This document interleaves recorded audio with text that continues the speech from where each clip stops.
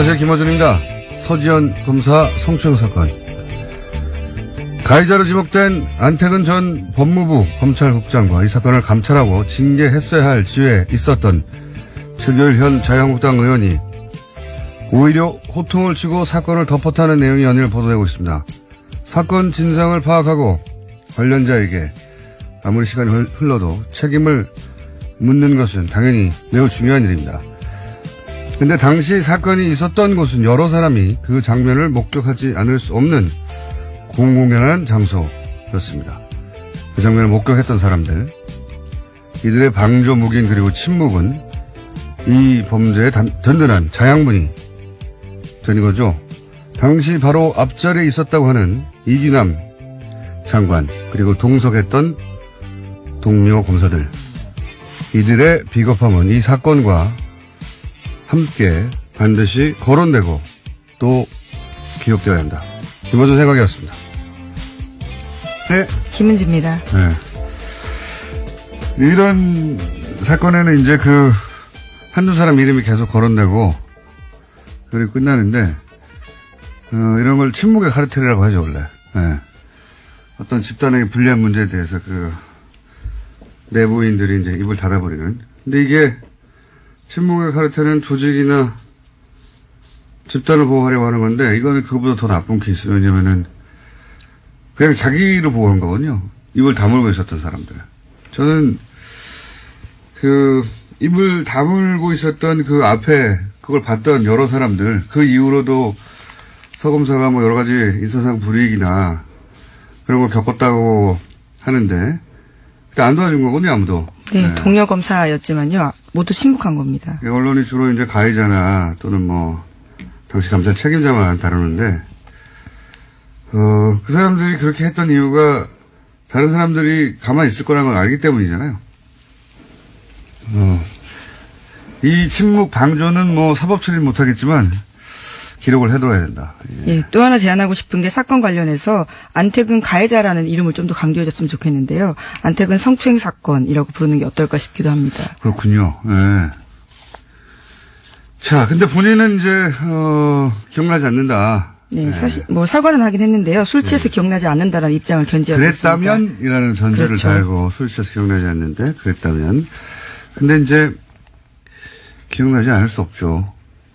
왜냐하면 그 당시 정말로 기억이 안 난다 하더라도 그 다음 날부터 계속 이런 문제나 감찰 혹은 내부에서 얘기가 있었는데 어떻게 기억이 안 나겠어요. 예. 자, 그 이후 나도 당했다고 하는 또 전직 여검사의 폭로가 있었죠. 예. 네, 서지현 검사의 미투 해시태그에 응답하듯이 다른 피해자도 용기를 내서 입을 열고 있는 겁니다.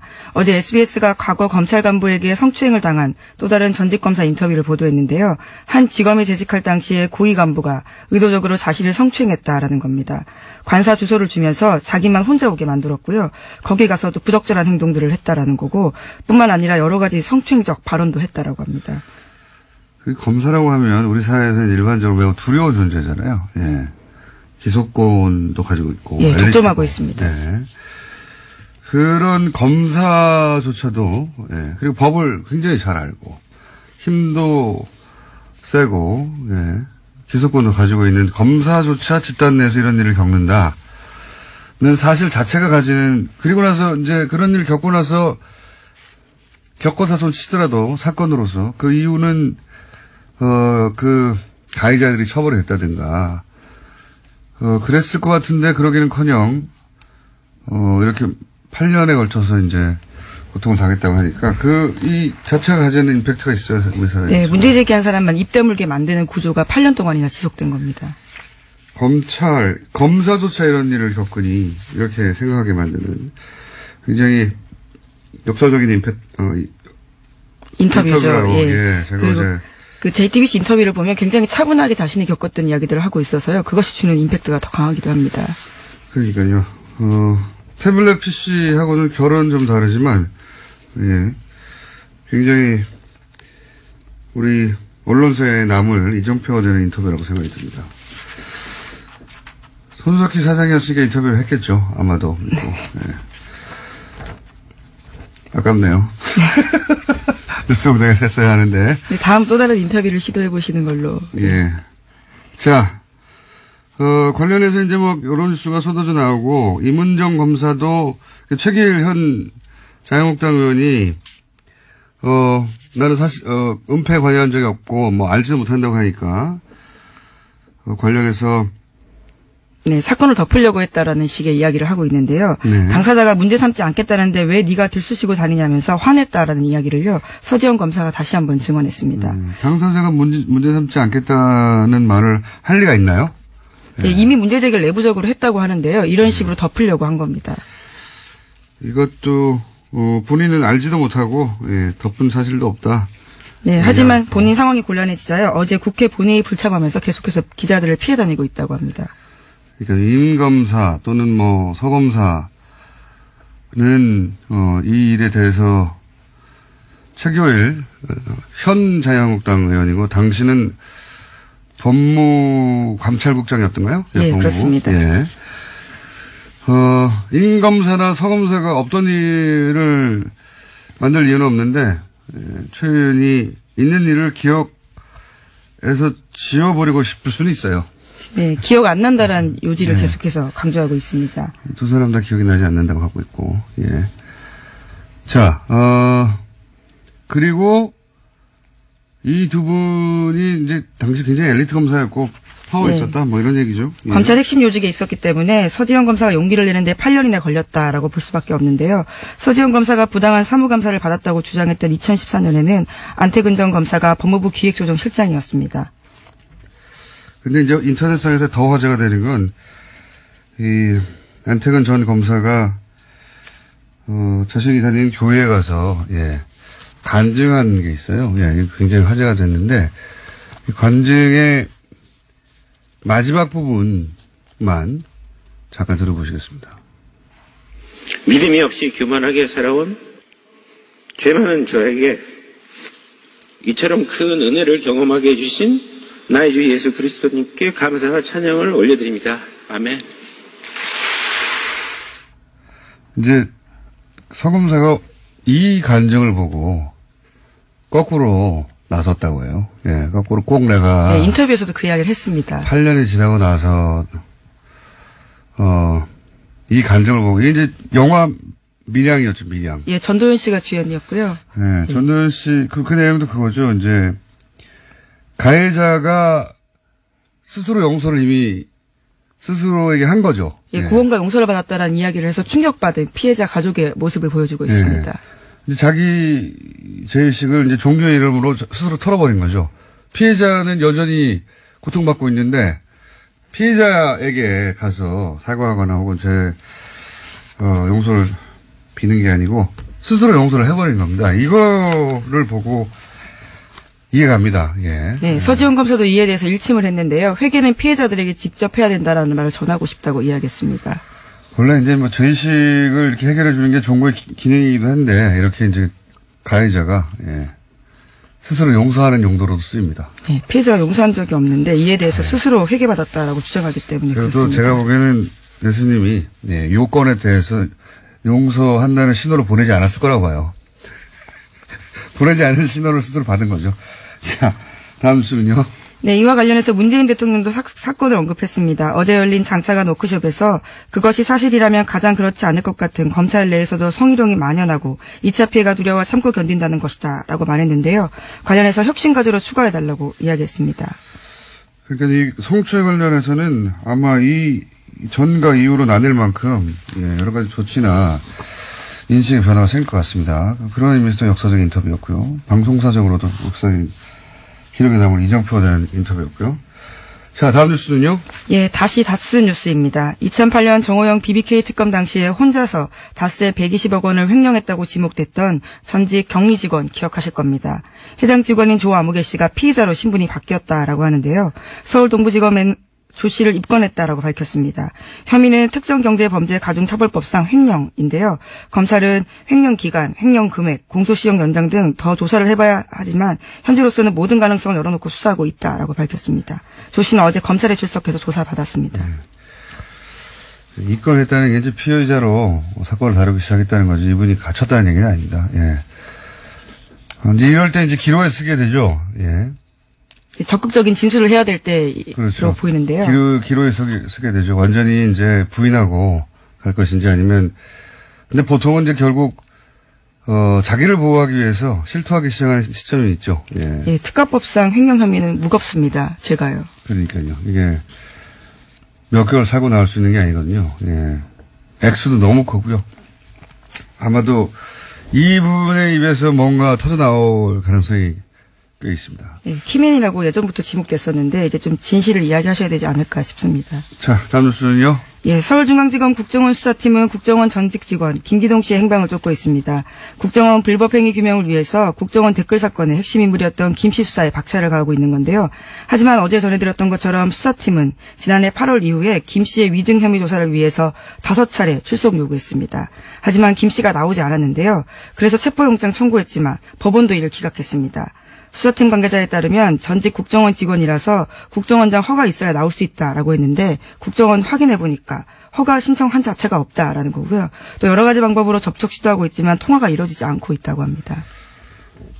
그러니까 제가 어제 그저께도 얘기했지만 5차례나 출석을 요구했고 지난 8월부터 법원에 그래서 아무래도 이 사람 체포영장으로 강제 구인해야 되겠다고 검찰이 청구했는데 법원이 이제 기각했어요. 예.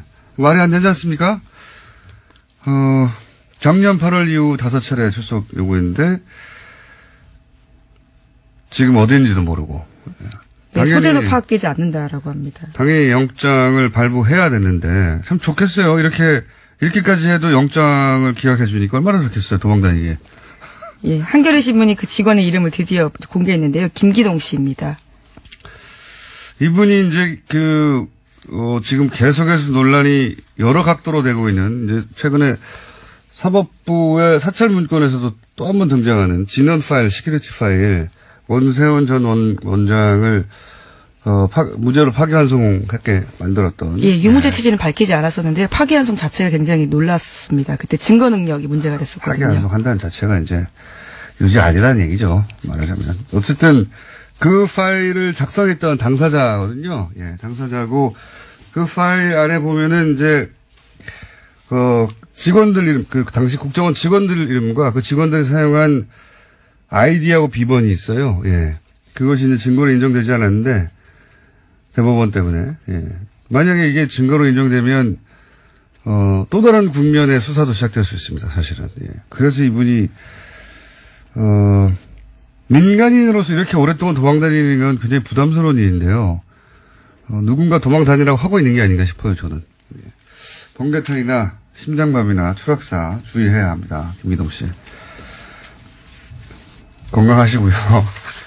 꼭 출석하시고요. 자, 다음 뉴스는요. 네, 서울 동부지검 형사 6부가 4.16 세월호 참사 특조위 업무를 방해한 혐의로 김영석 해양수산부 전 장관과 윤학배 전 차관에 대해서 구속영장을 청구했습니다. 검찰에 따르면 김 전 장관과 윤 전 차관이 해수부 직원들과 특조위 파견 공무원들에게 내부 동향 등을 확인해서 보고하도록 지시한 혐의가 있습니다. 요즘 자유한국당에서 계속해서 제천이나 밀양 화재, 그리고 이제 세월호라고, 특히 제천 같은 경우는 세월호 사건과 연결하려고 이제 많이 노력했죠. 근데 세월호는 물론 재난 그 자체라도 대단한 비극이지만 이 사건을 정부는 끊임없이 은폐하려고 했어요. 네, 조사회를, 그렇죠. 특조회를 방해하려고 했고, 그러면서 정치적 사건이 됐거든요. 단순히 재난이라는 이유로 이제 계속 세월호라고 연결해서 다를 바 없지 않느냐, 예, 이렇게 연결하고 싶어 하는데, 계속 하겠죠, 앞으로도 그런 노력은. 예. 그러기 위해서라도 지금 대형 재난이 필요한 보수예요. 그런 의미에서는 굉장히 끔찍한데, 그게 연결이 안 됩니다. 아무리 노력해도. 왜냐하면 전 장관, 전 차관 이런 사람들이 세월호와 관련된 조사를 직접적으로 방해한 거거든요. 왜 이렇게까지 했을까요? 지금도 굉장히 이상합니다. 예, 아직까지도 박근혜 전 대통령이 소위 7시간 행적에 대해서는 밝혀진 바가 없거든요. 정확히는 이제 7시 반이라고 나왔는데요. 뭐 7시간은 7시간이라고 치지만 이 전 관료들이 세월호와 관련된 정확한 사고 원인이 밝혀지면 좋은 거잖아요. 왜 이렇게 못하겠어요? 그렇죠. 재발 방지를 위해서도 반드시 밝혀져야 될 부분입니다. 아니, 뭐, 재난이 발생해서 큰 사고가 났습니다. 그러면 그와 관련된 조사를 하고, 다시 그런 일이 없도록 하고, 사람들이 여러 가지 의혹이 있으면 밝혀내면 좋은데, 이 조사위의 업무를 방해하기 위해서 이렇게 많은 사람들이 동원됐고, 이해가 안 갑니다. 네, 이해가 안 가는데, 어쨌든, 방해한 사람들에 대해서 방해한 혐의가 확실히 드러나서 구속영장이 청구됐다는 얘기입니다. 왜 방해하려고 했는지는 아직 나오지 않고 있습니다만. 자, 다음 뉴스는요. 네, 어제 안종범 전 수석이 박근혜 전 대통령 재판의 증인으로 나왔습니다. 재판 쟁점 중에 하나가 추가된 이재용 부회장과 박근혜 전 대통령 간의 영차 독대인데요.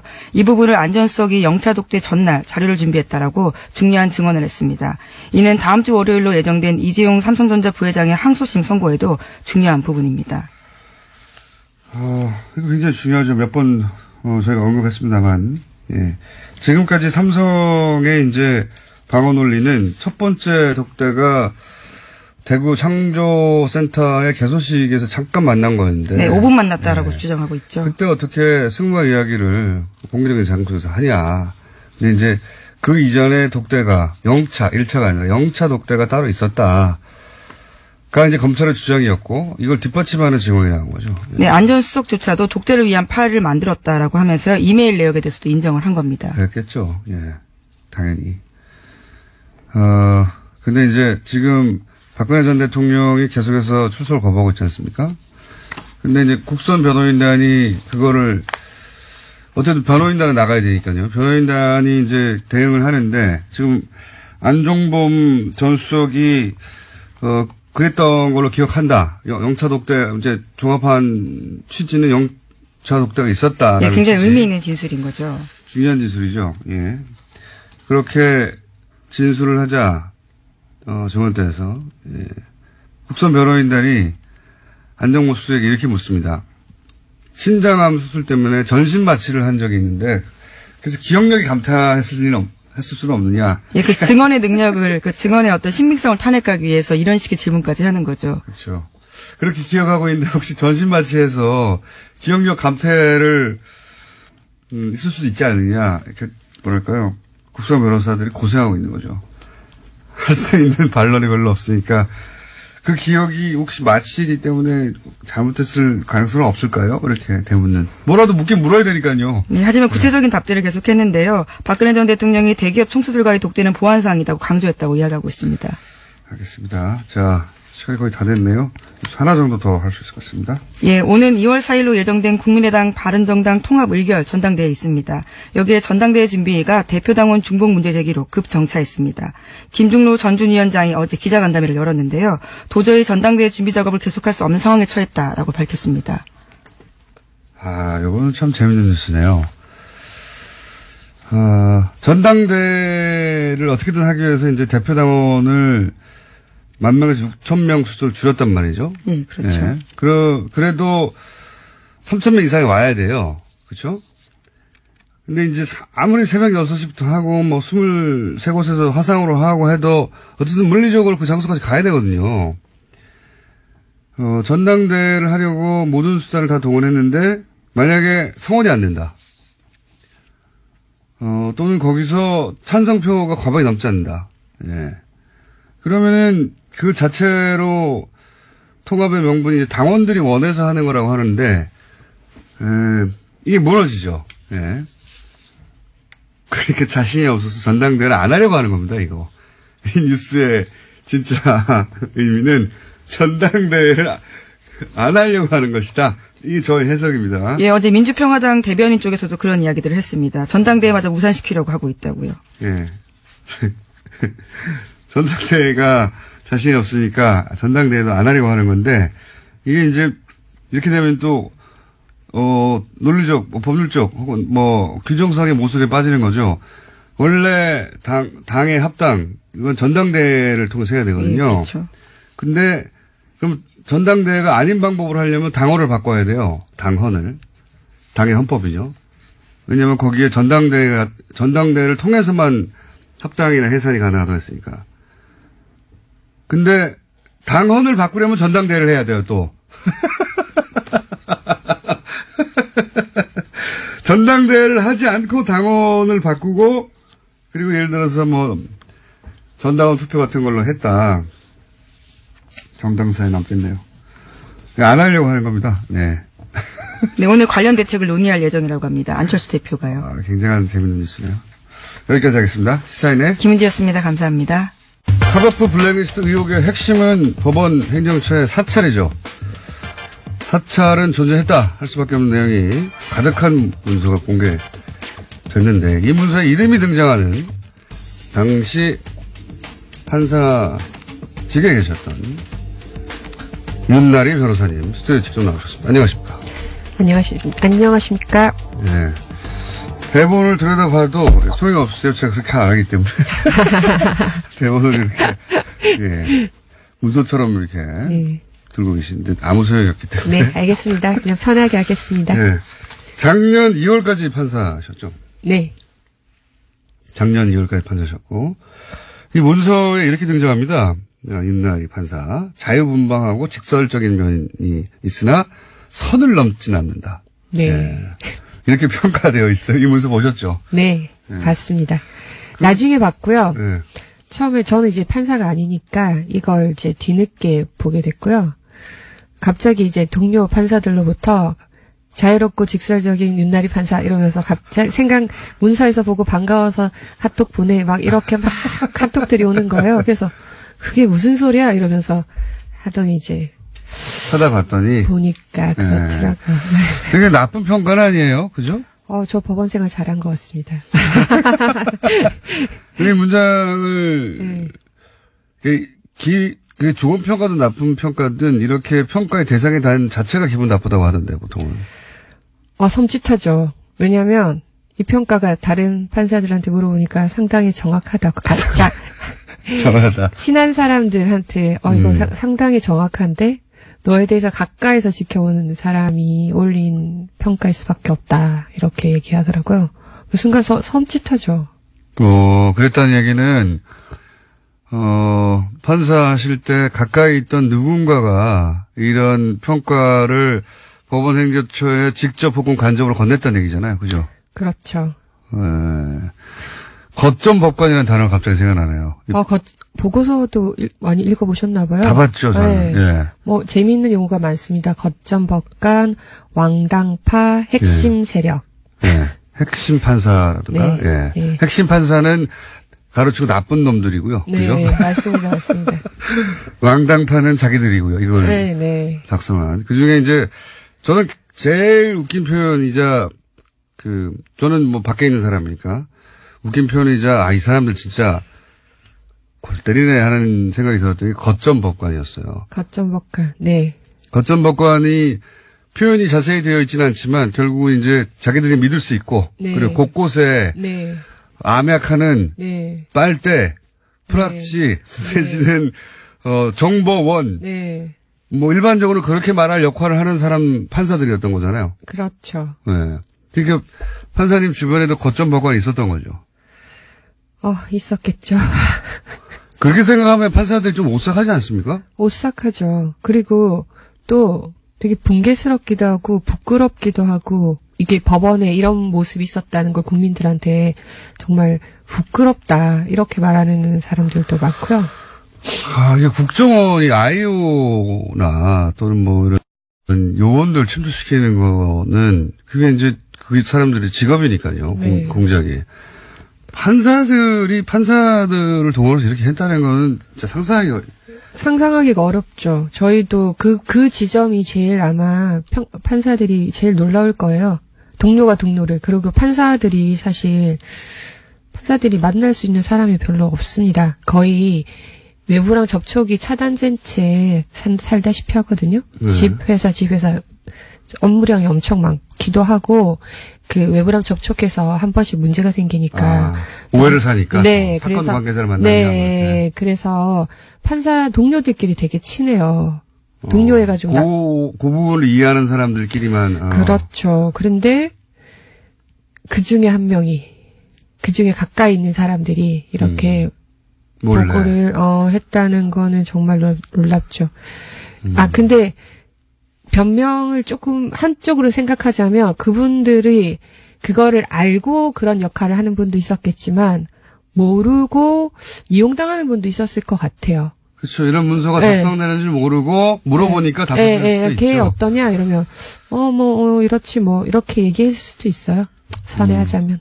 자유분방하고 직설적이지만 선을 넘진 않아.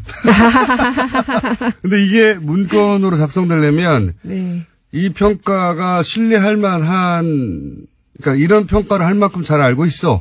그 사람을, 그 윤나리 변호사님을 잘 알고 있어 하는 사람으로부터 평가가 나와야 이렇게 적을 거잖아요. 그러니까 윤 변호사님 판사 시절에 굉장히 옆에 있었던 사람이죠. 자꾸 그렇게 말씀하시니까 더 섬찟하고 좀. 혹시 결혼을 동료 판사하고 하신 건 아니죠? 전혀 아닙니다. 남편을 의심해 볼 수도 있거든요, 그럴 경우에. 그건 아니다. 그리고 또, 그 변호사님은 색깔로 또 이 성향을 분류해놨는데, 검은색, 빨간색, 파란색. 여기서는, 빨간색이 나쁜 사람들이 아닙니다. 보통은 적색 분자, 빨간색을 이제 요주 인물로 하는데, 여기는 빨간색이 오히려, 정반대인 것 같아요. 근데 본인은 파란색이에요. 네. 파란색은 뭡니까? 중간 정도 선호되는, 빨간색은 최선호, 파란색은 중간 정도 선호, 검은색은 있어도 좋음. 그 리스트 자체가, 리스트 자체가 일종의 꼼수 리스트예요. 어떤 의미에서 꼼수 리스트죠? 그 리스트를 만든 게 기자분들은 거기에 그 보고서가 엄청 방대한데 리스트가 있기 때문에 거기에 주목하는데 그거는 사실은 좀 나중에 뒤에 말할 핵심 판사 그것보단 덜 중요한 건데 사법행정위원회라는 걸 만들었어요. 그게 판사들이 너무 이게 그 표현에 대해서도 너무 억압하고 너무 관료주의가 심해지니까 판사들 그러니까 보통의 평판사들도 사법행정에 참여할 수 있는 루트를 만들어 달라 이런 요구들을 많이 하기 시작했거든요. 그거에 대해서 이제 행정처에서 내놓은 대안이 사법행정위원회라는 걸 만들었어요. 평판사들도 법원 행정에 참여할 수 있는 하나의 창구로. 일종의 자문기관으로 대법원장에 대한. 근데 이제 그게 그러면은 판사회의에서 그 대표를 선출을 해야 될 거냐 상식적으로는. 근데 그 대표들을 각 그 지역의 고등법원장들에게 선출하도록 했어요. 그러니까 다시. 그럼 사실은 의미가 없죠. 그러니까요. 그러면 예를 들어 회사로 치면 지점장들한테 자기가 원하는 사람을 뽑으라는 거 아닙니까? 네, 그렇죠. 그러면 뭐 당연히 지점장한테 충성하는 사람이 뽑히겠죠. 네. 그러니까 그렇게 될 것 같으니까 그러면 흥행이 완전 실패하잖아요. 역시나 저거는 그냥 또 다른 관료주의다. 그거는 그냥 보여주기 꼼수에 불과하다. 이렇게 이제 내부에서 이제 그런 막 의견들이 나오니까 그 리스트를 만든 거죠. 그렇게 왕당파들을 배제하고 다양한 사람들을 넣은 것 같지만 이 사람들이 크게 행정적 정책에 반기를 들 것 같지는 않은 사람. 체제 수능적인 사람들을 중심으로 직접적인 왕당파, 저 사람은 양승태 사람이지 이런 소리는 안 듣지만 이런 사람을 넣으면 양승태 대법원장의 방향에 그렇게 반기를 들 정도는 아닌 사람들. 그러니까 다양성은 외관으로 봤을 때 되게 다양성은 갖추지만 크게 문제 안 일으킬 사람. 크게 문제는 안 일으킬. 본인은 그러면 중간 정도 되는 사람이네요. 그렇죠. 저는 선을 넘지 않잖아요. 그러니까 사람들이 보기에 자유분방하고 자기주장을 하긴 하지만 직접 반기를 들 것 같지는 않은 포섭은 될 수 있는 사람. 이런 회색 분자로 분류되시는 거네요. 좀 그런 면이 있죠. 그렇게 이 문서는 이게 블랙리스트 아니냐, 혹은 뭐 이거가 성향 분석이 아니냐고 하는데, 요거는 아예 블랙리스트를 제외해버리고. 그렇죠? 아예 그런 건 아니고. 아예 제외하고 포섭이 될 수 있는 사람 중심으로 그 중에 약간 등급을 나눈 거네요. 그렇죠. 그 중에 이제 중간 정도 등급으로 분류되신 거고, 선을 넘지 않기 때문에. 선을 넘지 않기 때문에. 선도 사실 몇 번 넘었는데. 아니, 이게. 그렇게까지 자세히 관찰을 못 하셨나 봐요. 여기, 출연하신 자체가 사실 선을 넘었는데. 아니요, 작년에 선을 넘었어요. 작년에. 제가, 나오자마자 이 사태가 터지고 나서 제가 한겨레에 기고를 했거든요. 판사들의 거짓말이라고. 왜냐하면 이 사태가 묻힐 뻔했어요. 그래요? 이게 처음에 어떻게 촉발됐는지는 아시죠? 누군가, 지금 이름이 갑자기 생각이 안 나는데, 예. 이모 판사가 이제 예. 행정처 발령이 취소되고 돌아가면서 이제 됐는데, 그때 법원에 가려고 했더니 이제 거기 가서 문서를 열어보면 여러 가지 성향 파일들이 있을 텐데, 그 너무 놀라지 말라. 네, 그래서 이제, 들었다. 네, 그래서 이제 못하겠다 그러고 이제 돌아가는 그거가 있었는데, 그게 언론이 처음에 한 곳만 보도해주고 그 뒤로는 보도를 안 해줬어요. 저희는 계속 떠들었어요. 근데 예. 국민들이 아무도 모르고 판사들도 몰랐어요. 긴가민가 했는데 도저히 안 되겠는 거예요. 이대로 묻히면 안 되겠다 싶어서. 본인이 그래서 제가 기고를 처음으로. 아니요. 제가 처음이 아니고 경향신문에서 먼저 나고 다른 신문사에서는 실어주지 않았어요. 후속 기사들을. 그래서 그래 그럼 기사를 안 실어주면 내가 기고라도 하겠다. 그건 가능하냐. 그래서 한겨레 이제 기고를 했죠. 판사들의 거짓말이라고. 근데 그게 선을 넘은 거죠? 그거 판사직에 계실 때 기고한 겁니까? 나오자마자 변호사 개업하기 전에. 나오자마자. 나온 다음에 역시 선을 넘지는 선을 않는다. 넘지는 않네. 판사직에 계셨을 때 해야지 선을 넘는 건데. 네. 여하간 오래 걸렸어요. 그죠? 네. 1년, 거의 1년 걸렸죠? 저도 기억하기로, 거의 1년 전쯤에 처음 나왔는데, 기사가 그렇게 많지 않았습니다. 많지 않았는데, 저희는 주목한 기사였는데, 해안이 있으시네요. 있습니다. 네. 있는데요. 근데 이제 정보가 많지 않으니까, 네. 더 계속 지속적으로 떠들 수는 없죠. 네. 네. 이게 이제, 그런 리스트를 만들었다는 건 자기 사람으로 다 채우면 눈치가 보이니까 균형을 맞춘 것처럼. 그러니까 균형을 너무 안 맞추면 니들끼리 다 해먹으라 이런 소리 나오니까. 네. 균형을 일종의 안전장치처럼 균형을 맞추려고 했는데 그렇다고 딱 블랙리스트 자기들 말 안 듣는 사람 끼워놓을 수는 없고. 네. 예, 그래서. 그런 분들도 몇 분은 들어가 계세요. 몇 분은? 그 분 중에서도 조금 그런 분들. 지금 핵심이냐는 이게 핵심. 네, 핵심. 네, 핵심이 소위 말해서 블랙리스트. 네, 그게 블랙리스트죠. 이분들은 형사재판부에 지난 7년간 MBC 보도에 따르면 한 사람을 제거하거나 아무도 임명되지 않았다, 별로 가지 않았다 그랬는데 이게 의미하는 바가 뭡니까? 형사재판부에 안 보낸다는 건 무슨 의미입니까? 형사재판이 아시다시피 지금 온갖 국정농단, 이런 사건. 그리고 우리 공장장님도 형사재판도 받아보시지 않으셨나요? 네, 형사재판이죠, 네, 대부분. 네. 그 형사재판이라는 게 굉장히 시국과 밀접한, 특히 서울중앙지방법원 형사재판은 굉장히 밀접한 관계가 있어요. 되게 크리티컬한 정치적이고 그렇죠. 민감한 정권에 치명적일 수도 있고. 그게 원래 옛날부터 그런 말이 있었어요. 제가 들어올 때부터, 형사재판은 아무나 보내지 않는다. 특히 서울중앙지방법원 형사재판은 정말 이제, 인정받는, 실력으로도 당연히 인정받겠지만,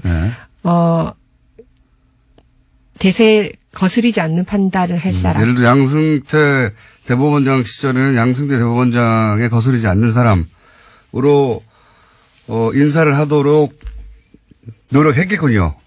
근데 거기에 포함되지 못하는 사람들인 거죠. 그죠? 네. 21명은. 그렇게 했다고 단정할 수는 없지만, 옛날부터 그런 말은 판사들 사이에서 자주 섞이게 많이 나왔고, 근데 이번에 MBC 보도에서 그런 보도를 봤어요. 어떻게 취재하셨는지 모르겠어요. 대단하십니다.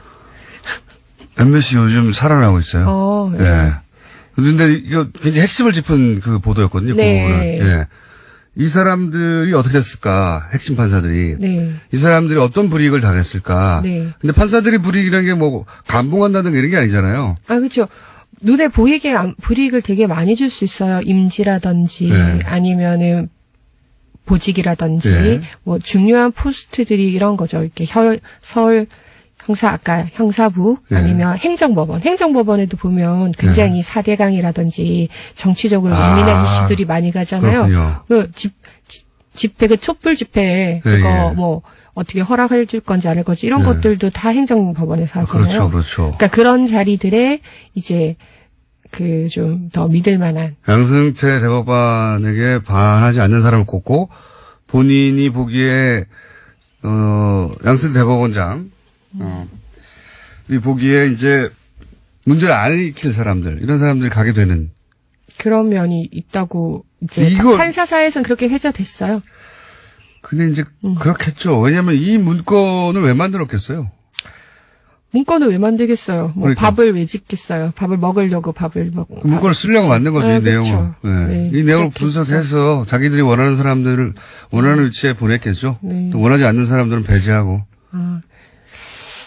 이 문건은 사실은 그렇게까지 드러난 문건은 모든 판사들에 대해서 성향 분석을 한 문건은 아니고요. 아니겠죠, 아까 말했던 꼼수 리스트, 네. 거기 60명, 그 다음에 핵심. 핵심 21명. 핵심. 그러니까, 보통의 평판사들과 떨어뜨려 놔야 될 핵심 20명 정도. 그 정도거든요. 근데 그 20명 중에서 몇 명에게는 굉장히 디테일하게 그 사람의 정보를 파악을 했어요. 근데 이것도 문건이 다 열린 게 아니잖아요. 760건 정도는 아예 비밀번호가 걸려서 못 열었잖아요. 네, 그렇죠. 삭제된 것도 300건 있고. 네. 그 다음에 아예 그 PC를 제출하지 않는 법원행정처 처장도 있고. 네. 그 양반은 왜 안 냅니까? 그분이 안 내신 게 아니죠. 그분은 이미 나가셨고, 네. 그거는 이제 행정처가 관리하고 있는데, 네. 행정처에서 안 내놓은 거죠. 행정처가 대법원장의 요청에도 그렇게 거절할 수가 있는 거예요? 행정처장님이 따로 계시니까요. 그러게 저도 윗분들 얘기는 잘 모르죠. 근데 그런가 봅니다. 행정처는 이런 경험을 보신 적이 있어요? 대법원장이 내놓으라고 했는데 처장이 싫다고 그러는 거 본 적 있어요? 저는 경험이 없죠. 근데 내부에서 어떻게 진행될지 모르겠지만 그 행정처에서 거부한 건 확실히 거기 문건에 적혀 있어요. 제출을 요구했지만 거부당했다. 협조해주지 이게 않았다. 상상하기 힘들거든요. 조직의 장이 이런 사실 범죄 아닙니까? 범죄와 관련한 증거물을 내놓으라고 그랬는데 안 돼 이러는 거 아니에요. 이거 이해가 안 가거든요. 일반인들은. 네. 판사들 왜 저러는지 왜 그러는 거예요? 이게 말이 됩니까? 저도 여쭤보고 싶어요. 왜 그러는지. 말이 안 되죠. 네. 근데 네. 이게 아마 행정처와 네. 일반 판사들 간에 지금 되게 괴리감이 있는 것 같아요. 행정처는 여전히 양승태 대법원장이 임명한 사람들로 많이 현재도 있고 또 거기 들어가면 또 나름대로 우리도 조직을 위해서 일했다 이런 그런 게 있지 않을까요? 국정원에서 심리 전달 했던 사람도 아니 이해하려는 건 않는다. 이해하려는 건 아니지만 어쨌든 그 내부 논리라는 게 있으니까 아마 그렇게 되지 그렇죠. 않을까 싶고요. 제 말은 그게 옳으냐 이거죠. 그렇게 하는 게. 당연히 저는 그렇게 하면 안 된다고 생각하죠. 그럼 행정처를 그러면 싹 갈아버려야 되는 거 아니에요? 기본적으로 이런 상황에서도 그걸 저항하면서 막아보려고 하고 숨기려고 한다는 게 말이 안 되잖아요. 그렇죠. 그래서 이번에 김소영 행정처장이 물러나신 거 아닌가요? 그걸 저한테 물으시면 안 돼요. 그렇겠죠. 전 그렇다고 생각하고 있어요. 아니라고 하시지만 사실은 그런 거가 중요하게 작용하지 않았을까요? 그러니까요. 네. 이게 대법원장이 이 사태의 진상을 파악하기 위해서 관련된 자료를 내놓으라고 하는데 여러 가지 이제 이유로 안 내놓고 비밀번호 내놓으라는데 안 내놓는 거 아닙니까? 제목만 봐도 이상한 파일들이 있어요. 제목만 봐도 이상한 파일이 진짜 있어요. 그러니까요. 네. 저는 이 파일을 꼭 열어야 된다고 생각하는 게 국제인권법 연구의 가로 안에 인사. 그게 핵심 아닙니까? 그게 핵심이죠, 핵심. 블랙리스트가 득실득실한 건 아니고, 거기가? 어떻게 진짜 실행됐는지 안 됐는지를 바로 검증해 볼 수 있는 파일일 것 같아요. 파일명만 보면. 그거 자기들이 열어서 지워버리지 않을까요? 이미? 300건은 파일을 지운 게 아니라, 그러니까, 파일 삭제하고 휴지통에 넣는다. 보통 그렇게 생각하시는데, 그러면 또 이거 왜 지웠냐고, 혹은 복원할 수 있으니까 그렇게 안 하고, 내용이 심각한, 아마도 그래서 그랬겠죠. 심각했을 법한 그 내용들은 안에 있는 내용을 지워버렸어요. 파일은 존재해요. 네. 파일은 존재하는데 안에 텍스트가 하나도 없는 거예요. 그런 파일이 이 삭제 파일인 겁니다. 삭제가 아예 지운 걸 휴지통에서 꺼낸 게 아니에요. 제가 저보다 더 디테일하게 아시는데요? 저도 그런 얘기는 작년부터 떠돌았어요. 이게 단순히 휴지통에 넣어서, 그러니까 우리가 파일 삭제할 때 휴지통에 넣는 게 아니고 뭔가 특수한 프로그램을 이용해서 웬만하면 복구하기 힘든 그런 걸 이용해서 지웠다는 얘기는 작년부터 있었어요. 그거는 또 그것대로 네. 물리적으로 삭제하는 것이고 네. 제 말은 뭐냐면은 그 내용을 삭제해버리는 거예요. 문서를 열었어. 열었는데 없어요. 백지예요, 백지. 그런 삭제가 삭제 어. 있는 겁니다, 지금. 그런 거는 복구할 수도 없지 않아요? 없죠.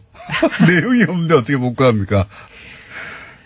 그렇게 지울 만큼 자기들도 문제가 된다고 생각하는 파일들이 있었던 것이고, 그거를 안 내놓는다는 게 말이 안 되는데. 근데 못 지운 것들이 이 정도 수준이면 지운 것들은. 그러니까요. 네. 비밀번호를 안 내놓는 건 또. 그리고 네. 이것도 키워드 검색어로 찾은 거기 때문에. 네. 키워드로 안 걸린 건 또 얼마나 있겠습니까? 그렇죠. 파일, 그러니까 PC 통째로 안 내놓은 건 또 어떻고요? 이건 네. 일반인들이 생각하면, 야, 이거 압수수색 해야 되는 거 아니야? 이렇게 생각하거든요. 근데 지금은 사법부 내에서 이 사안을 조사하고 있잖아요. 네. 저는 이런 생각이 들거든요. 직장입니다. 네. 판사를 하셨으니까 판단해 주세요. 직장입니다.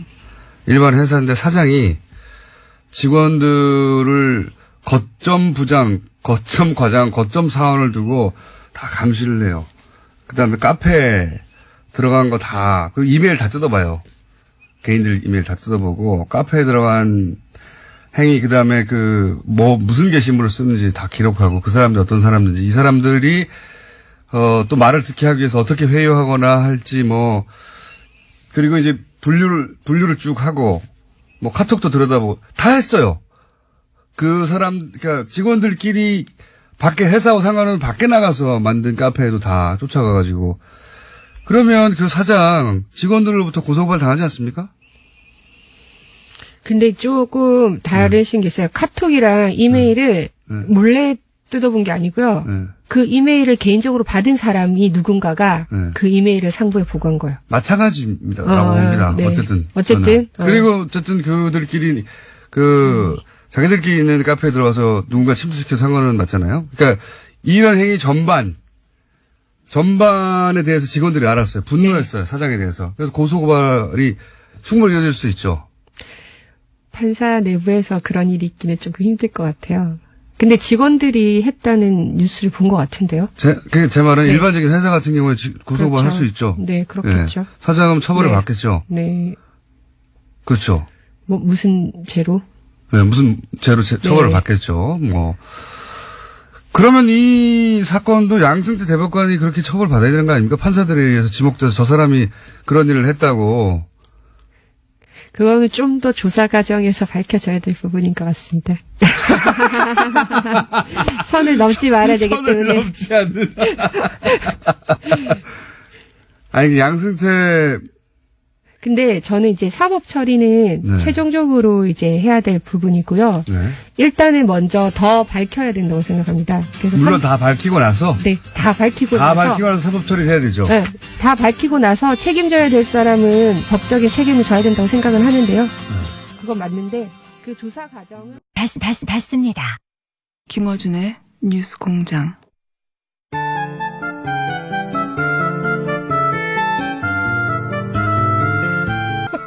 재미있는 담소를 나누고 있었습니다. 정의당 노회찬 원내대표 나오셨습니다. 안녕하십니까? 네, 안녕하십니까?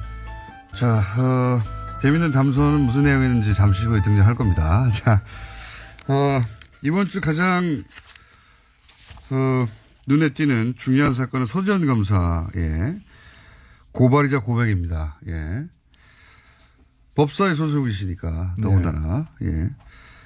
이 사건 관련해서 이제 안태근 전 검찰국장이 가해자로 지목이 됐고, 예. 여러 가지 이야기 등장하고 있는데, 안태근 전 검찰국장하고는 또 부딪힌 적이 있으시지 않습니까? 예. 예. 박근혜 그 국정농단 사건 때, 그 당시 시점에, 안태근 이 검사가 검찰국장이었어요. 네. 그래서 이제 각종 청문회 등뿐만이 아니라 이제 특히 이제 국회 법사위에 법무부 업무 점검할 때 보면 배석하는 사람이었거든. 예. 저하고 이제 부닥친 적이 있죠.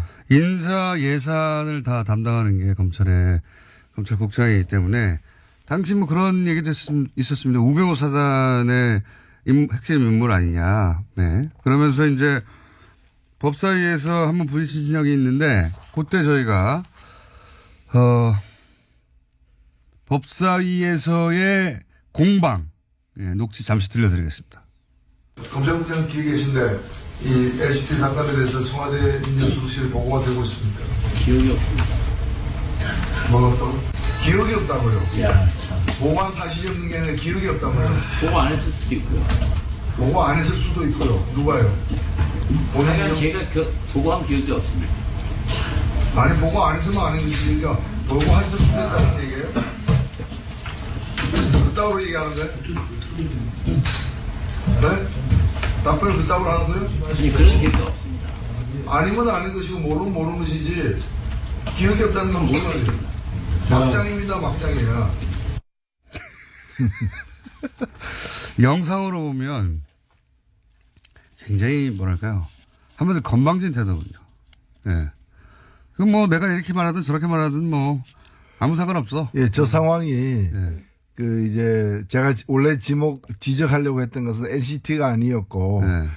박근혜 대통령이 자신에 대한 여러 가지 K 스포츠랑 미르재단 의혹이 이제 컸을 때 예. 거기에 대해서는 한마디도 안 하고 엉뚱하게 뭐 롯데 그룹 비리 수사 제대로 해라 엉뚱한 얘기를 하길래 예. 저 롯데 얘기는 왜 갑자기 튀어나오냐 예. 저거는 검찰에 보고를 했느냐 사실은 비공식적으로 법무부에서 청와대와 내통하는 공식 창구가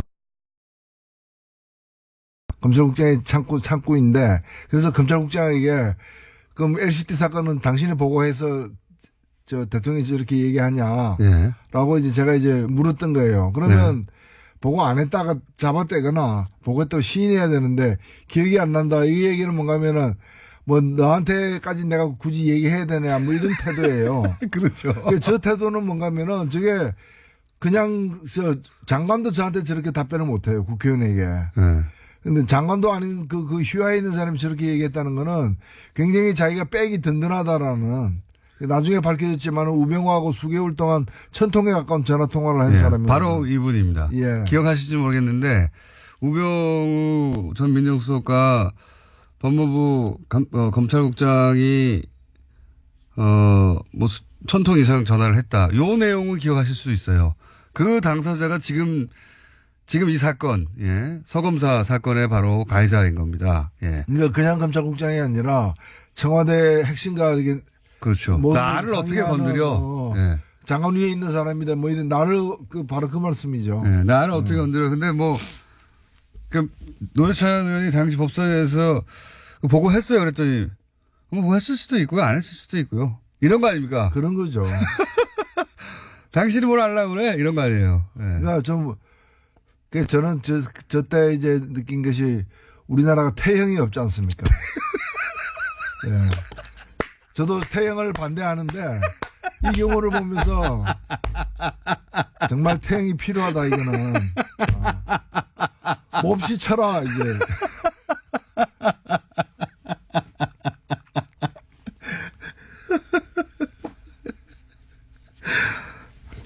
네, 필요하다. 너무 가혹하시네요. 가혹한 게 아니고 그 가혹한 건 몽둥이에게 가혹한 거죠. 몽둥이가 이제 항의할 것 같았어요. 제가. 하여튼 요 자체도 화제가 됐었어요. 하여튼 저 사람 누군데 저렇게 법사위에 출석해가지고 저런 태도로 말을 하고 있나. 예. 그 자체로 화제가 됐는데 이제 1년 한참 지나고 나서 이 사람이에요. 라고 이제 언론을 통해서 태형 알겠습니다. 그러니까 장관 모시고 있을 때도 예. 당시에도 이제 보면은 법무부 요직에 있었고 예. 그때 이 지금 서지현 검사에 대한 그 성추행 사건 예. 강제추행이죠 법적으로는 이 사건도 저는 그런 데서 나왔다 봐요.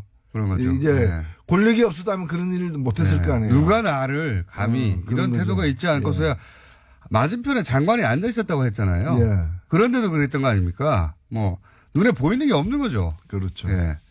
그런데 이분이 또 이제 교회에 가서는 이렇게, 예.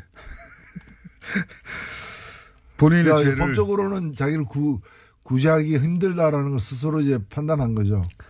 저 이제 하나님은 나를 용서하였다. 그러니까 인간 네. 세상에서는 이제 버림받을 수밖에 없다는 걸 자기가 시인한 거죠. 자, 이렇게 띄엄띄엄 이 화제의 인물이 되기도 쉽지 않습니다. 예, 띄엄띄엄 화제의 인물이 다시 한번. 됐고요. 그리고 이제 또 이 사건 당시에 검찰국장은 현 최규열 의원인데, 예, 부인했죠? 예, 부인했지만은 이미 바로 그 당시에 그 또 다른 여자 검사, 이문정 검사가 이 서지현 검사하고 이제 상담하던 중에 이 사실을 알게 되어가지고 알게 된 걸 검찰에서 이렇게 알고 이문정 검사를 불러다가 이렇게 무마하려고 했다는 걸 이문정 검사가 증언을 했기 때문에 이거는 예. 뭐 명백한 사실로 저는 간주돼야 한다고 봅니다. 그러니까요. 예. 그거 왜 당사자도 가만히 있는데 네가 나서 호통을 쳤다고 하니까. 예. 충분히 상상할 수 있는 장면이죠. 그렇죠. 그리고 이런 장면이 본인은 기억나지 않는다고 하는 것도 저는 말이 안 된다고 봅니다. 예. 뭐 둘이 조용히 일상적인 대화를 나눈 건 기억나지 않을 수 있는데 그건 사건이지 않습니까? 네. 예. 자, 그렇게 넘어가려고 하고 있는 와중입니다. 예. 이게 근데 넘어가지 않을 것 같죠? 넘어갈 수는 없는 것이죠. 넘어갈 수는 없는 것이고, 다만 이제 공소시효 등 때문에, 예. 이제 이게 사법적인 어떤 그 법을 적용하기에는 좀 네. 시간이 많이 흘러간 점은 있지만은, 이 서지현 검사가 그런 것까지 다 알고서 사실은 폭로를 한 거예요. 맞습니다. 예, 예. 그걸 뭐 몰라서 폭로했다 때문에, 그럼에도 불구하고 이것은 알려야 된다. 다시는 이런 일이 반복되지 않아서야 된다고 얘기한 거고, 그 검찰 내부 통신망에 올릴 때 이 네. 사건을 담은 글과 더불어서 첨부문서 2개를 같이 올렸어요, 사실은. 네. 그 첨부문서 중에 하나는 뭔가면은 인사 불이익 당한 것에 대한 소명이고요. 예. 또 하나는 뭔가면 본인이 소설을 썼어요. 그 소설에도 보면 그 소설 내용 중에 82년생 김지영이라는 얘기도 여러 번 나오는데 예. 아마 그 책을 읽고 많은 생각을 하게 된 것 같아요. 제가 볼 때는 그 책이 영향을 많이 미친 것 같기도 하고요. 그래서 스스로 자기는 이제 나이가 있으니까 지금 40대니까 72년생 박지현이다. 본인 이름이 지현이자. 예, 예. 그러니까 이제 그걸 이제 소설적 인물로서 이제 자기는 72년생 박지현이다라고 여러 번 언급을 해요. 그래서 이 제목 없는 소설인데, 제가 오늘 이 방송 마치고 난 뒤에 본인이 허락한다면은 이 소설을 저는 소설을 갖고 있습니다. 아, 그러세요? 예, 갖고 있는데 이 소설을 본인 허락을 얻어가지고 공개를 하고 싶어요. 어허. 왜냐하면 여기에는 단편 소설인데 단편 소설인데 예. 본인 얘기가 핵심 줄거리고 100% 있었던 일을 소설로. 아, 그렇죠. 예. 그걸 갖다가 타자화해가지고 어허. 소설로 썼는데 뭐 이게 본인이 검사이기 때문에 문학적 가치 이런 걸 하기보다는 얼마나 좀 절절했으면은 이걸 갖다가 이렇게까지 만들어서 그리고 여기 보면 다른 사례들 있죠. 네. 그게 회사라고 표현돼 있어요. 검찰청을 회사라고 표현하고 있는데 그 회사에서 벌어지고 있는 다른 성폭력 사례들이 또 등장을 해요. 아하. 등장하기 때문에 이분이 이 사태를 어떻게 인식하고 있었는가 서검사가 이거가 잘 알 수 있는 저는 소리라고. 그러니까 여러 가지로 방법을 오랫동안 생각한 거군요. 이 사실 알려야 되는데. 네. 그렇죠. 그리고 예를 들어 성폭력 다른 피해자들은 이제 본인이 자신의 신분을 드러내지 않으려고 한다면 그것도 할 수가 없으니까. 그런데 알리긴 알려야 되겠고 또 본인도 본인 이야기를 사람들이 이해하기 쉽도록 알려야 되겠는데 연구도 하고 막 고민도 많이 한 거죠. 그러다가 그걸 결국 보면은 먼저 돌아가신 일찍 어릴 때 돌아가신 아버지 얘기까지 나오고 남편까지도 나오고 그날 남편하고 같이 원래는 어떤 콘서트 가기로 했는데 네. 남편이 갑자기 다른 일로 다른 곳에 가려고 하기 때문에 콘서트장에 못 가고 할 수 없이 이 장례식에 빈소에 간 거예요. 아하. 그래서 이제 그때 왜 남편이 같이 콘서트 갔으면 자기는 빈소에 안 갔고 안태근으로부터 성추행 안 당했을 거라는 이런 것부터 시작해가지고 그러니까 이게 그 빈소에서 있었던 짧은 사건이 아닙니다. 이분이 8년을 갖다가 이걸 갖다가 계속해서 반추하면서 되새기면서 그냥 8년 동안 성추행 당했다고도 사실 봐야 돼요. 게다가 그때마다 괴로웠을 거 아니에요. 게다가 이 얼마나 또 치욕적이기도 하지만 억울하기도 하잖아요. 이게 이제 그런 일을 겪고 나서 누군가가 그 가해자를 단죄를 하고 사람들이 이게 얼마나 잘못된 일인지에 대해서 얘기했으면 모르겠는데 다들 덮는 데다가 거꾸로 뭐 인사보복을 당한 거죠. 억울하게 보복을 당하고 또 꽃뱀이라는 얘기 듣고 얼마나 억울하게 상처가 엄청 영혼의 상처를 입은 겁니다. 한마디로. 그러니까 이 사건이 8년 동안 가해 행위를 한 것이 안태근이다 이렇게 봐도 되는 거예요. 이분은 근데 이제 교회에서 용서를 받으셨더라고요. 스스로. 예. 하나님은 구제했을지 몰라도 사람은 우리 그 국민들은 용서할 수 없을 것입니다. 그리고 하나님이 용서했다는 신호를 보내지 않았는데 신호를 혼자 받으신 것 같기도 해요. 물론이죠. 예. 제가 그 이 사건은 셀프 구제를 한 거죠. 예. 죄사함을 받으셨고 스스로 그 간증 동영상이 없었다면 안 났었을지도 모릅니다. 이분도 그런 인터뷰에서 그런 얘기했거든요. 네. 간증 동영상을 보고 도저히 참을 수가 없었던 거죠. 예. 8년이 지났지만. 그래서 결국 나서신 것 같고요. 자, 또 이제 큰 사건이 안 나오는 동안 발생한 밀양 화재가 있었습니다. 밀양 화재가 있었는데 아마 제천 화재 때 정부에 여러 가지로 큰 타격이 됐다고 생각해서 밀양 화재가 나자마자 자유한국당 지도부들이 총출동을 하게 됩니다. 이번에는 좀 역풍이 불었어요. 그쵸? 예. 거기 가자마자 이제, 지도부에서 내각 총사퇴하라. 또 뭐, 북한 챙기느라 뭐, 국민 안전을 챙기지 못했다. 이런 요지 얘기도 하고. 그런 얘기가 이제 부메랑이 돼서 돌아왔죠. 밀양이라는 지역 자체, 또 뭐 지방 소방 행정은 사실은 지자체장의 책임이 있지 않습니까? 예. 요 사건은 어떻게 보셨습니까? 예, 이거는 사실은 제가 그 화재 당일날 바로 내려갔었거든요. 예. 가서 당시에 그 밀양 소방서장이 예. 그 보고를 했습니다. 보고를 했는데 잊혀지지 않는 게 그분이 이런 얘기를 했어요. 자기들은 그 당시에는 이제 37분이 이제 사망이 확인됐던 시점이었는데 저희들이 최선을 다했습니다만은 37명의 인명 손실을 막지 못했다. 네. 정말 죄송하다. 근데 제가 가서 확인을 해보니까 3분 만에 소방대원들이 출동을 했고 3분 만에 출동하면 엄청 빨리 온 거죠. 엄청나게 빨리 간 거죠. 사실은. 기다리고 있지 않은 다음에야 어떻게 3분 만에 옵니까? 네. 그리고 가자마자 상황 파악을 제대로 해가지고 네. 옆 건물로 번질 경우에 옆에 요양병원이라는 게 뭔가 하면은 집에서도 돌보기 힘든 분들이 맞습니다. 거동이 불편한 분들이 그 94분이나 그게 있었거든요. 네. 여기로부터 이제 또 구출을 하면서 그리고 또 이 불꽃이 번지지 않게 하기 위해서 2층으로 올라가지 않게 하기 위해서 또 노력도 하고 최상의 노력을 했다고 저는 보여집니다. 초동대처도 잘 됐고 예. 이번에는 소방관의 잘못을 탓할 부분이 없어요. 그렇습니다. 그런데도 이분이 뭐라고 얘기했는가 하면은 최선의 노력을 다했지만 37명 이 사망한 데 대해서 정말 책임을 느낀다. 죄송하다. 그 얘기를 여러 번 되풀이했습니다. 저는 그게 공직자의 자세라 보거든요.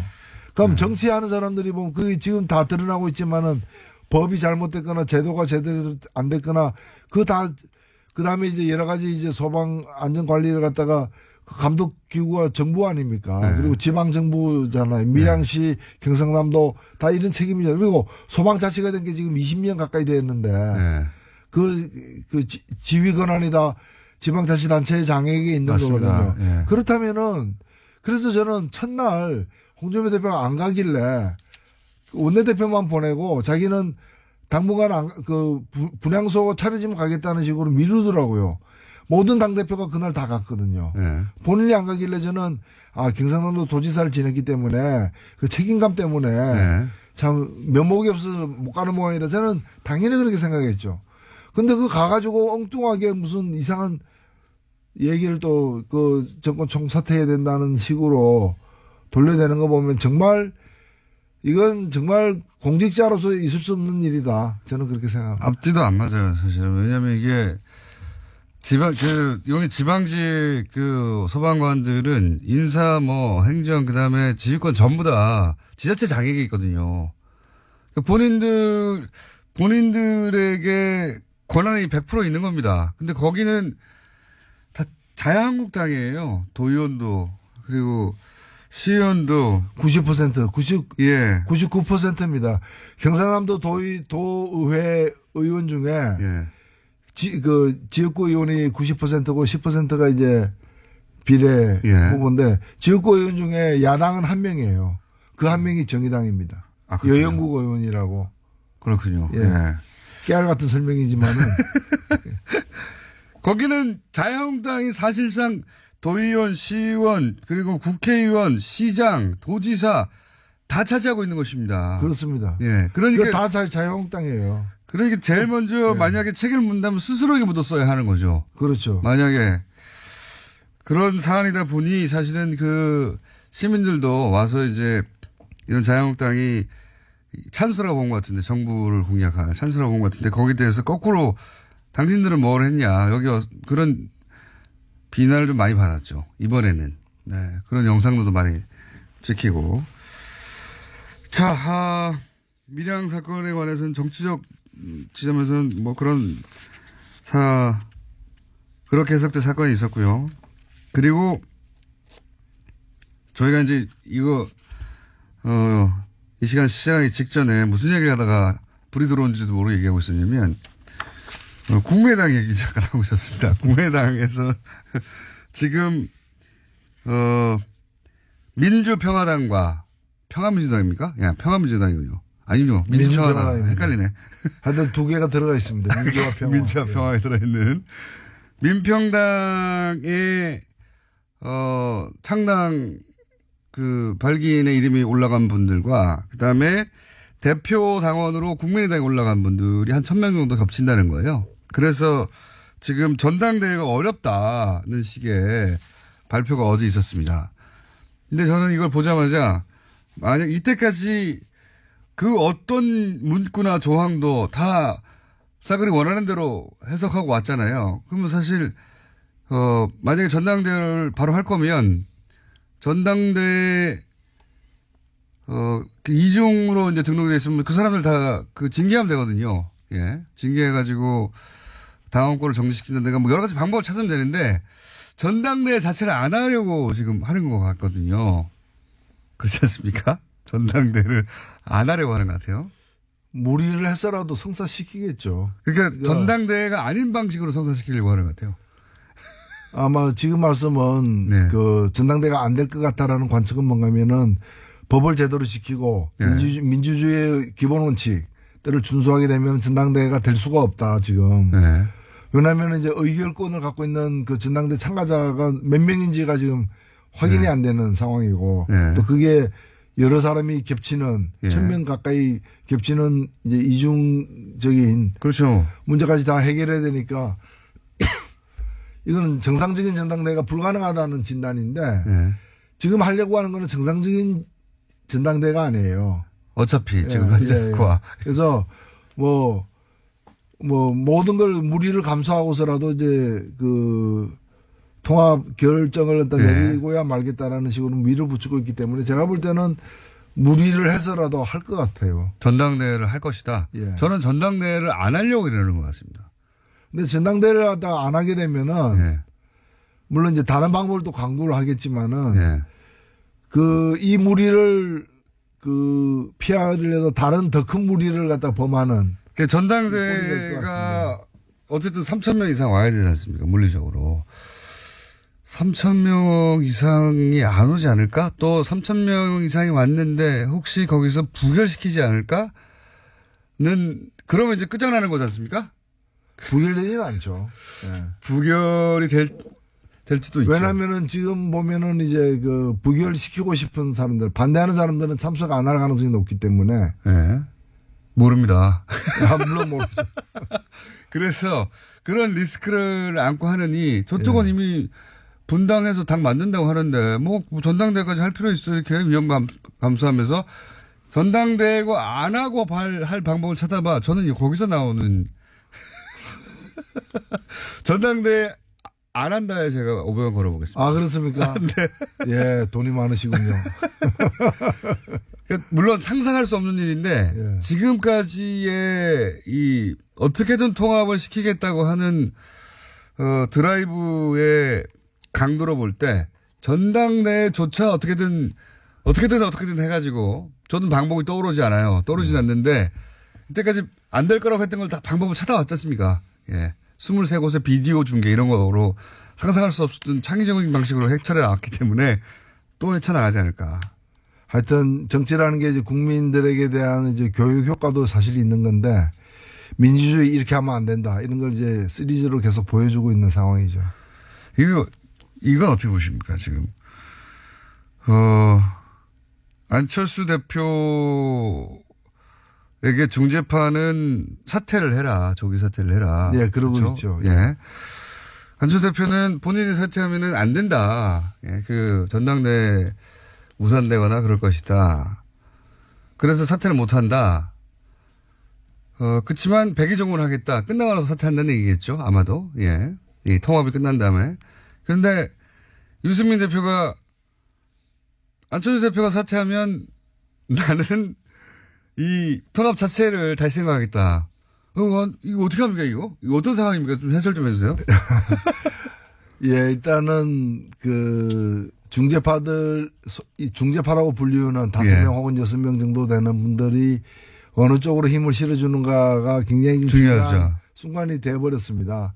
그분들의 마지막 요구가 네. 그분들은 계속해서 이제 안철수 대표가 이 사태에 대한 책임을 지는 의미에서 네. 사퇴를 갖다가 하는 것을 최소한의 조건이다. 네.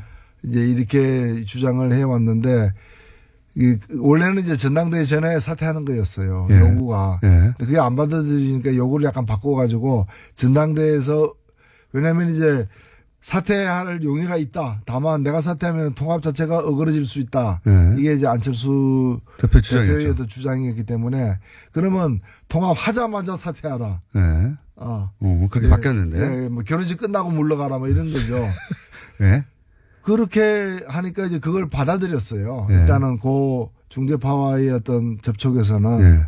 받아들인 것 같아요. 그리고 이제 근데 그게 대해서 이제 유승민 대표가 그러면은 이제 이건 난 다시 생각하겠다. 네. 이 결혼을 뭐 다 나가리 예. 이런 상황이 되는 거죠. 왜냐하면 유승민 대표 입장에서는 그렇다면 본인이 예를 들어서 국민의당 쪽에서의 누군가 대표 나와야 되니까 대표는 그럼 예. 본인과 뭐 박주선 의원과 같이 쓴다든가 이런 상황은 본인은 받아들일 수 없다 이런 거겠죠. 지금. 예, 그리고 거기는 지금 9명밖에 안 되지 않습니까? 예. 물론 이제 국민의당이 몇 명이 참갈지는 여전히 미지수이긴 하지만은 국민의당보다도 3분의 1 이하로 적은 수기 예. 때문에 이 통합의 파트너가 잘 버텨주지 않으면은 거기 가서 이제 묘하게 되는 상황이죠. 그래서 그리고 또 하나는 뭔가면은 안철수 대표는 물러났는데 왜 당신은 안 물러나냐?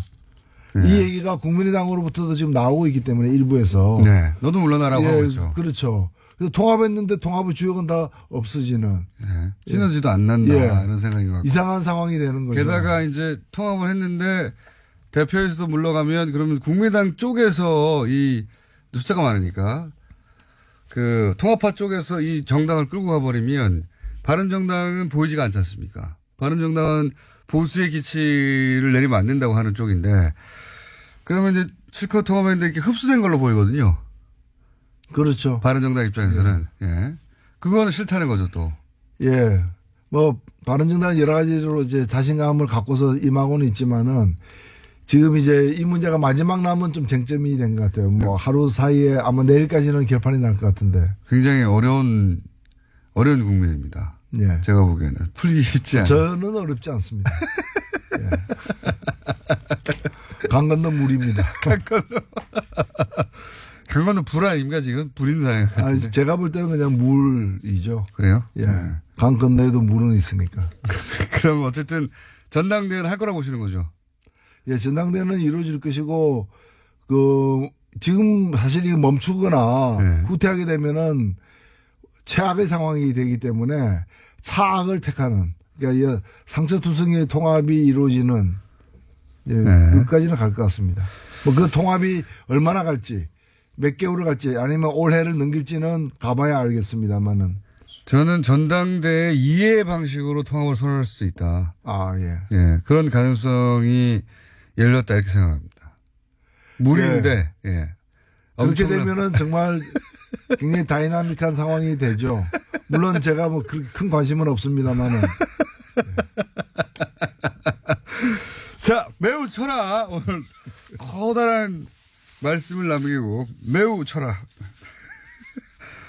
앞으로 가끔 써야 되겠습니다. 그거 따가지고 오디오로 매우 쳐라. 예. 지금까지 정의당의 노회찬 원내대표. 청와대 사이트에 또 태형을 부활시켜주세요. 이런 게 올라가면 큰일 납니다.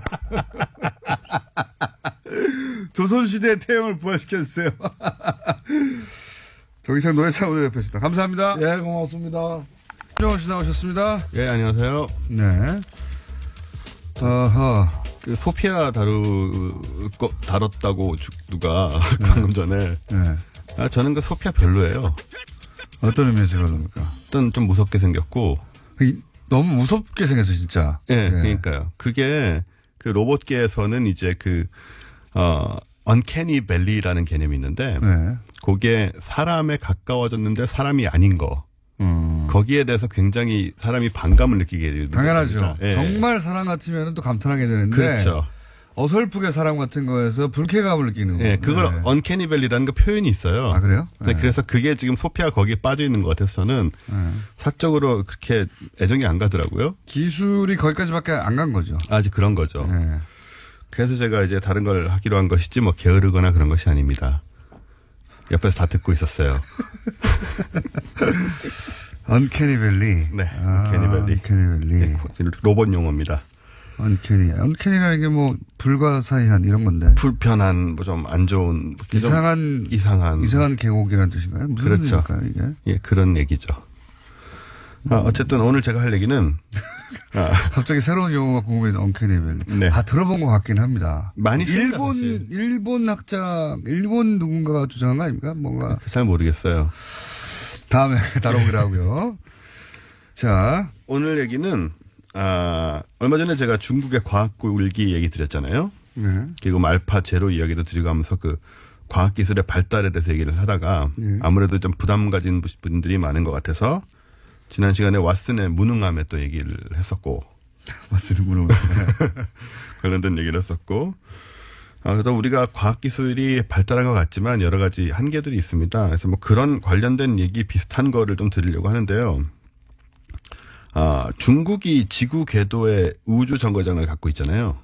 천궁이죠. 천궁, 예. 네, 텐궁이라고 하는데. 네, 그쪽에서는. 예, 이게 이제 뭐. 텐궁이죠. 예. 예. 어쨌든. 지난번에 이제 작년에, 미국만큼이나 많은 로켓을 쐈다. 네. 중국이 그런 얘기도 드렸는데, 이게 이제 텐궁이 한자로 천궁, 즉 하늘의 궁전이라는 의미로 좀 멋있게 지은 건데, 이게 이제 그래비티 영화에 나옵니다. 혹시 그렇죠. 예. 건너편에 있는. 그렇죠. 예, 우주정거장으로. 예. 그래서 산드라 블록이 이제 여기에 어떻게 가가지고 이제 지구로의 탈출에 활용을 하잖아요. 여기에 길이가 한 10m쯤 되고 무게가 8.5톤이니까 인공위성으로 작은 녀석은 아니에요. 예. 그런데 얘가 이제 곧 떨어질 예정입니다. 너무 빨리 떨어지는 거 아닙니까? 뭐 꼭 그렇지는 않은데요. 그래요? 지금 2011년 9월에 발사가 됐거든요. 2011년 9월 뭐 별로 안 됐네요. 보통 이 정도면 그냥 수명이 다 됩니다. 그래요? 예. 우주정거장이 그렇게밖에 안 돼요? 그러니까 얘의 수명은 그 정도였던 거죠. 물론 뭐 러시아 우주정거장 막 10년, 20년 있지 않았었나요? 있었죠. 네. 예. 또 국제우주정거장 같은 경우는 더 오래 있긴 하지만 얘는 원래 이제 수명이 그렇게 길게 설계된 것은 아니었고요. 처음부터. 네네. 그래서 수명이 이제 한 7년 되니까 다. 그래서 지금 궤도를 이탈하면서 조만간 추락할 상황에 놓여 있다는 거죠. 추락이라. 이게 어떤 상태냐면 지금 지구 상공 270km에서 돌고 있거든요. 네. 근데 원래는 360km에서 돌고 있어서 이미 90km가 떨어졌습니다. 현재 매일 2km씩 궤도가 떨어지고 있어요.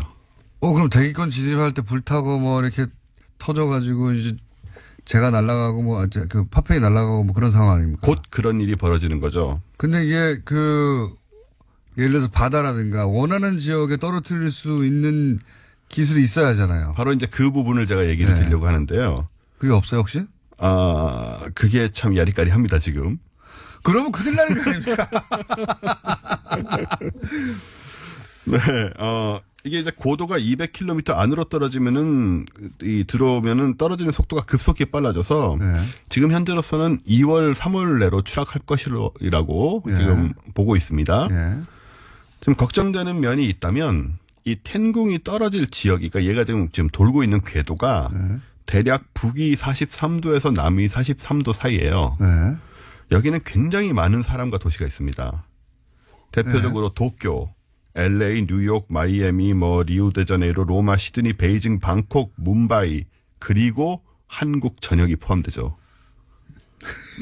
서울, 부산, 평양, 네. 그래서 요즘 이제 뉴스에 조금씩 지금 나오고 있어요, 인터넷에. 한반도에 추락하는 게 아니냐.